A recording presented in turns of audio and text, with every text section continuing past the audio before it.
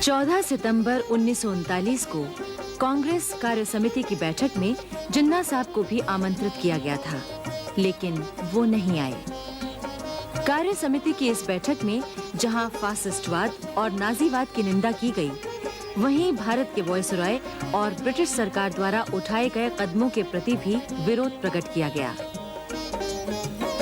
कांग्रेस ने सहयोग देना स्वीकार किया, लेकिन कुछ शर्तें भी रखी। ये कहा गया कि भारत ऐसे युद्ध में सहयोग नहीं दे सकता जिसका उद्देश्य तो लोकतंत्र और स्वतंत्रता बताया जा रहा है, पर स्वयं भारत में मामूली नागरिक स्वतंत्रता तक छीन ली गई है। कांग्रेस के इस रवैये के कारण प्रांतों के गवर्नरों और मंत्रियों में खींचातानी बढ़ने लगी थी।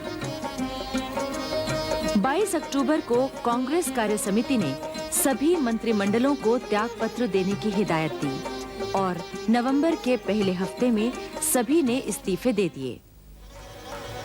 मंत्रिमंडलों के इस्तीफे के तुरंत बाद ही ब्रिटिश शासन ने फिर से अपना दमन चक्र शुरू कर दिया। गिरफ्तारियां शुरू हो गईं और जुलूसों पर गोलियां और लाठियां बरसने लगीं।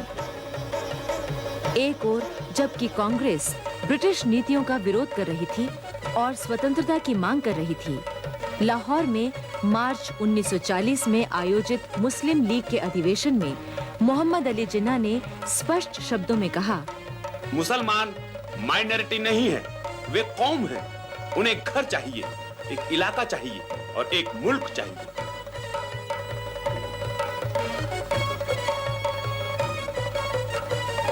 वो एक तरह से पाकिस्तान की मांग कर रहे थे। जिन्ना चाहते थे कि कांग्रेस पाकिस्तान और हिंदुस्तान की बात को सिद्धांततः स्वीकार कर ले, बाकी बातें बाद में तय की जा सकेंगी। इधर 19 और 20 मार्च 1940 को बिहार में रामगढ़ में कांग्रेस का अधिवेशन मौलाना अबुल कलाम आजाद की अध्यक्षता में हुआ।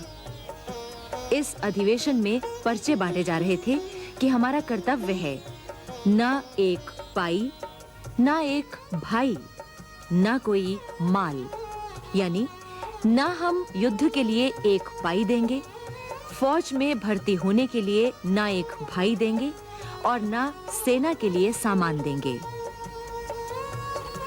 इस फैसले से ब्रिटिश सरकार घबरा उठी थी। वो चाहती थी कि खुद बच निकले और भारत को युद्ध में झोंक दे। उसने मुस्लिम लीग को अपनी ओर मिलाना चाहा, पर सफलता नहीं मिली। रामगढ़ अधिवेशन में 4 महत्वपूर्ण निर्णय लिए गए। हर रोज खद्दर काटें और पहने, छुआछूत की भावना खत्म कर दें, कांग्रेस समिति अपने को सत्याग्रह समिति में बदल ले और पूर्ण स्वतंत्रता ही कांग्रेस का उद्देश्य है। अपने अध्यक्षीय भाषण में मौलाना आजाद ने कहा था, हमारी कामयाबी का इन्हिसार 3 बातों पर है, इत्तिहाद, डिसिप्लिन और महात्मा गांधी की रहनुमाई में मुकम्मल यकीन।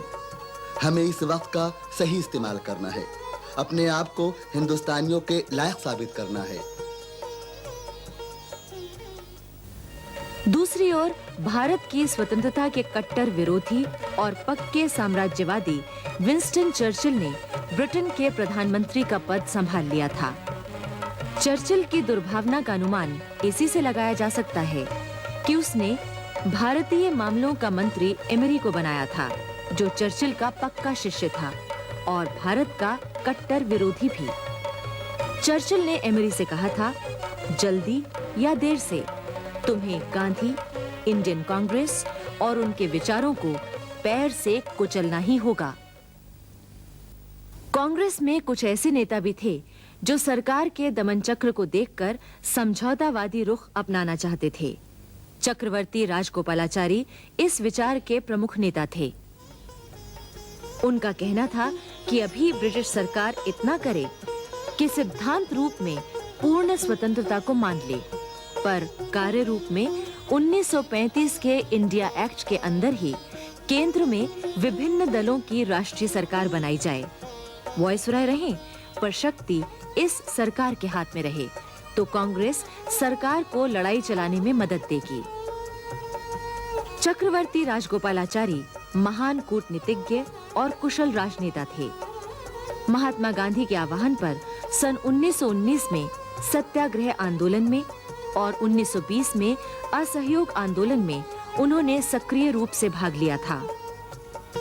जिन दिनों गांधी जी जेल में थे, उनके पत्र यंग इंडिया का संपादन चक्रवर्ती राजगोपालाचारी ने ही किया था। सन 1937 में मद्रास राज्य की अंतरिम कांग्रेस सरकार के प्रधानमंत्री भी राजगोपालाचारी ही बने थे, किंतु नवंबर 1939 में कांग्रेस के निर्णय के अनुसार इन्होंने भी प्रधानमंत्री पद से त्यागपत्र दे दिया था।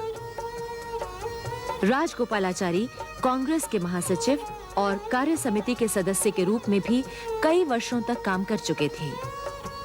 सन 1940 में अखिल भारतीय कांग्रेस कमेटी की मीटिंग पूना में हुई। वहां उन्होंने द्वितीय महायुद्ध के दौरान ब्रिटिश सरकार की भूमिका संबंधी अपना प्रस्ताव रखा, किंतु गांधी जी ने इस प्रस्ताव का विरोध किया। उनका कहना था कि इस प्रकार युद्ध के कार्य में शिरकत करने से अहिंसा की नीति टूट जाएगी।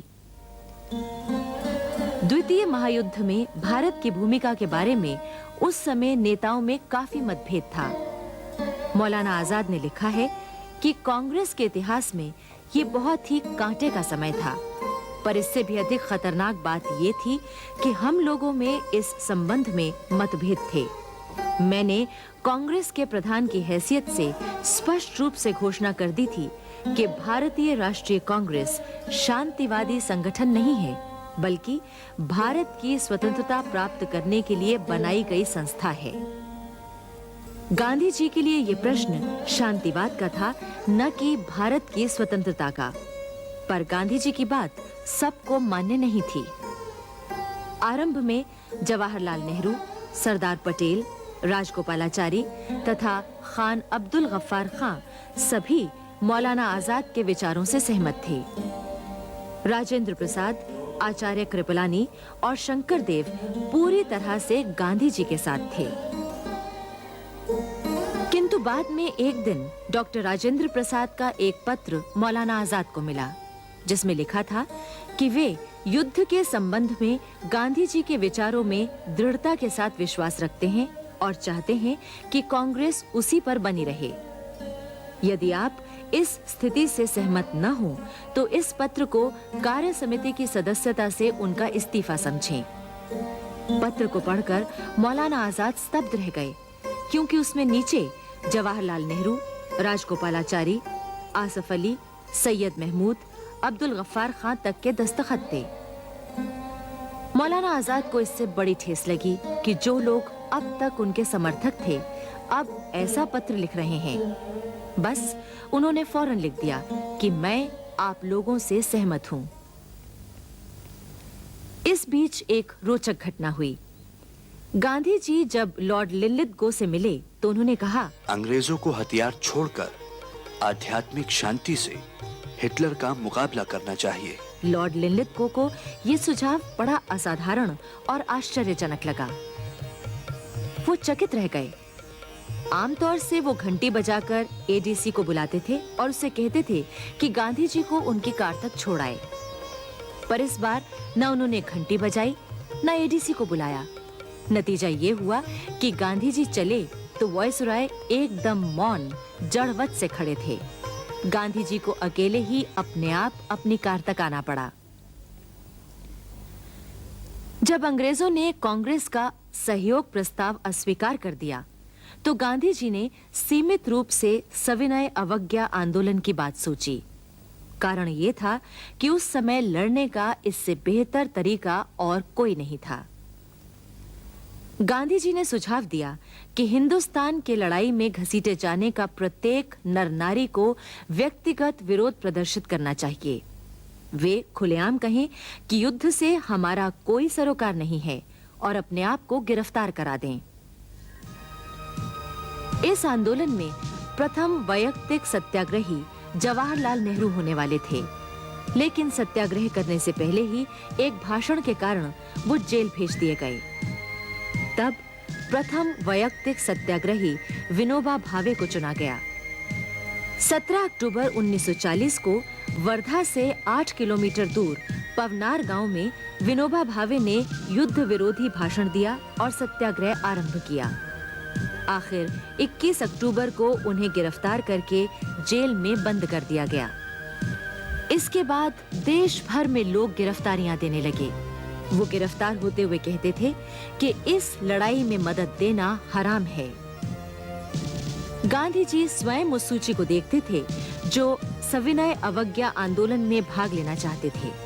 वो उन नामों को तय करते थे और पुलिस को वो सूचना भिजवा देते थे कि वो कब और कहां युद्ध विरोधी सांकेतिक आंदोलन करने आ रहे हैं।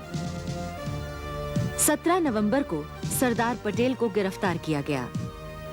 4 दिसंबर को चक्रवर्ती राजगोपालाचारी ने अपनी गिरफ्तारी दी और उन्हें 1 वर्ष कैद की सजा दी गई। 30 दिसंबर को मौलाना आजाद इलाहाबाद में जब सवेरे सवेरे एक चाय घर में चाय पीने जा रहे थे कि तभी पुलिस सुपरिंटेंडेंट ने उन्हें वारंट दिखाया और आदाबर्ज किया। मौलाना ने कहा, आपने मुझे जो खास अहमियत दी है उससे मेरी इज्जत अफजाई हुई है। जाती दौर से सत्याग्रह करने से पहले ही आपने मुझे गिरफ्तार कर लिया है। मौलाना आजाद को 2 साल कैद की सजा दी गई थी। सविनय अवज्ञा आंदोलन में गिरफ्तार होकर सजा पाने वाले अन्य लोगों में पंडित गोविंद वल्लभ पंत, आचार्य नरेंद्र देव, एस सत्यमूर्ति, रविशंकर शुक्ला आदि नेता थे। उधर मौलाना आजाद के गिरफ्तार हो जाने के कारण गांधी जी ने कांग्रेस में न होते हुए भी कांग्रेस अध्यक्ष का काम संभाल लिया था। उन्होंने अपनी सहायता के लिए डॉक्टर राजेंद्र प्रसाद और आचार्य कृपलानी को वर्धा बुला लिया था। उस समय के उग्र राष्ट्रवादी नेताओं ने सुभाष चंद्र बोस की अध्यक्षता में अखिल भारतीय समझौता विरोधी सम्मेलन किया, जिसमें उन्होंने ब्रिटिश सरकार से समझौता न करने की मांग की। सुभाष चंद्र बोस के युद्ध विरोधी विचारों के कारण ब्रिटिश सरकार ने उन्हें गिरफ्तार करके जेल भेज दिया। उत्तर प्रदेश में वैयक्तिक सत्याग्रह ने जन आंदोलन का रूप ले लिया था और इस कारण वहां ब्रिटिश शासन का दमन चक्र जोरों से चला था। बिहार में मुस्लिम लीग के प्रभाव से सांप्रदायिक तनाव बढ़ गया। गांधी जी चाहते थे कि देश स्वतंत्र हो जाए। शेष समस्याएं अपने घर की हैं और इन्हें घर के लोग मिलकर सुलझा लेंगे। परंतु अंग्रेज नहीं चाहते थे कि भारत एक हो सके। सर तेज बहादुर सप्रू की अध्यक्षता में एक निर्दलीय सम्मेलन बुलाया गया। इसका उद्देश्य ये था कि सांप्रदायिक सद्भाव पैदा हो सके। कुछ सुझाव पेश किए गए, पर सरकार भला उन्हें क्यों स्वीकार करने लगी। इससे वातावरण और बिगड़ने लगा। उधर ब्रिटेन और अमेरिका ने एक चार्टर जारी किया, जिसमें कहा गया था कि वे इस बात का वचन देते हैं कि इसका पालन किया जाएगा। चार्टर में कहा गया था कि वे समस्त जनों के इस अधिकार का सम्मान करते हैं कि वे स्वेच्छा से ऐसी सरकार का गठन करें जिसके अधीन वे रहना पसंद करते हैं, और ब्रिटिश तथा अमेरिकी सरकारें आकांक्षा करती हैं कि उन जनों को सार्वभौम सत्ता और स्वशासन का अधिकार पुनः दे दिया जाए जिन्हें जबरदस्ती उनसे अलग किया हुआ है। इस चार्टर से भारतीयों को आशा की किरण दिखाई दी, किंतु चर्चिल ने एक वक्तव्य देकर वो आशा धूमिल कर दी। उसने कहा कि ये चार्टर भारत पर लागू नहीं होता है। चर्चिल के इस बयान से लोग समझ गए कि वो कभी भारत को आजादी नहीं देगा। भारतीय नेताओं ने चर्चिल के बयान पर विचार विमर्श करके निर्णय किया कि उन्हें स्वतंत्रता आंदोलन तेजी से चलाना होगा। दूसरी ओर भारतीय ब्रिटिश शासक ने चर्चिल के बयान का यही अर्थ लगाया कि चर्चिल चाहते हैं कि भारत के आंदोलनों को बुरी तरह कुचल दिया जाए तो भारतीयों का आजादी का जोश काफी हद तक ठंडा पड़ जाएगा। इस कारण ब्रिटिश सरकार ने अपने दमन चक्र को तीव्र गति से चला दिया।